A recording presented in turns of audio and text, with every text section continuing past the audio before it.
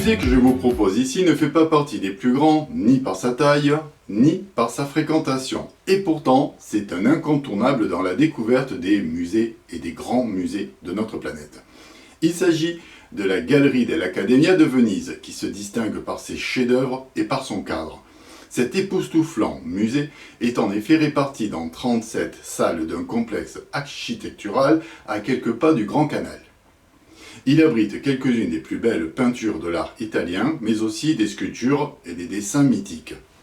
Pour découvrir plein d'autres musées à travers le monde, n'hésitez pas à vous abonner, soit par ici, soit en bas de cet écran. Et je vous souhaite à tous et à toutes une bonne visite. L'accès au musée s'effectue par le Campo della Carità, donnant lui-même sur le Grand Canal et le pont de l'Académie. L'agencement des salles respecte globalement un ordre chronologique. La Galleria dell'Accademia est bien sûr la collection la plus importante d'art vénitien au monde. Les origines du musée remontent au début du 19e, quand on a décidé de regrouper sous un même toit un grand nombre d'œuvres qui jusque-là étaient dispersées dans toute la Sérénissime. Depuis, la collection n'a fait que grandir grâce aux acquisitions et aux donations privées. La galerie compte actuellement plus de 800 tableaux. Cette galerie est répartie dans 3 anciens édifices religieux importants, la Scuola Grande de Santa Maria della Carità, l'église du même nom, et le monastère de Calonici Lanteranensi.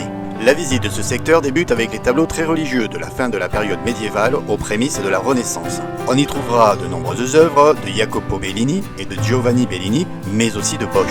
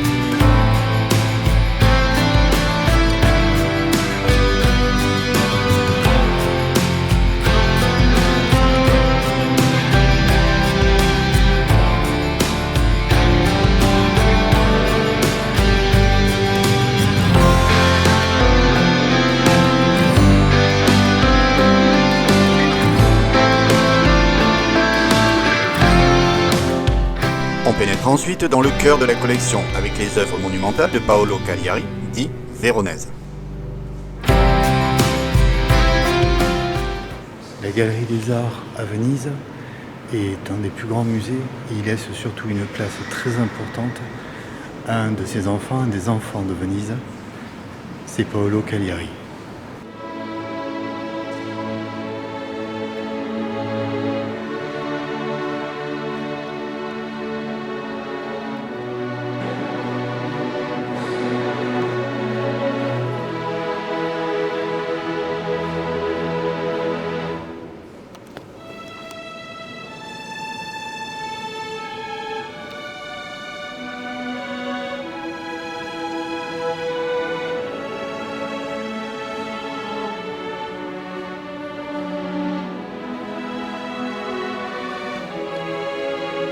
La salle suivante est un véritable tsunami d'œuvres classiques, avec les tableaux de Titien ou du Tintoret.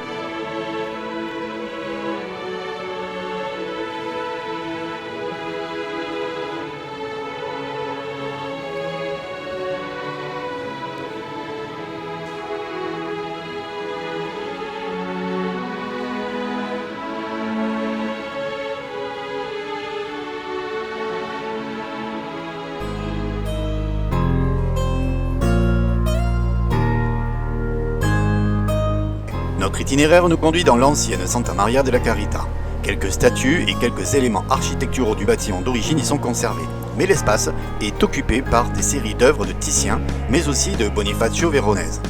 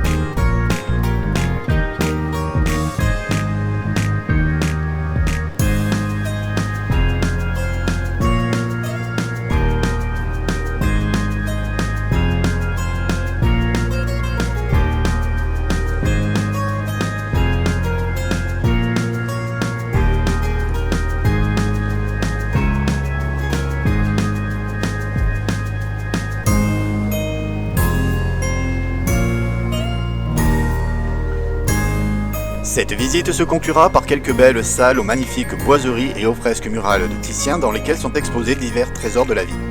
J'espère que tout cela vous a donné envie de venir voir cet incroyable musée. Pour ma part, il faudra que je revienne car le premier niveau était en travaux et n'était pas accessible lors de cette visite. Je vous retrouve sur Histoire Géo pour d'autres visites de musées dans le monde. N'hésitez pas à vous abonner et surtout, laissez-moi un petit commentaire.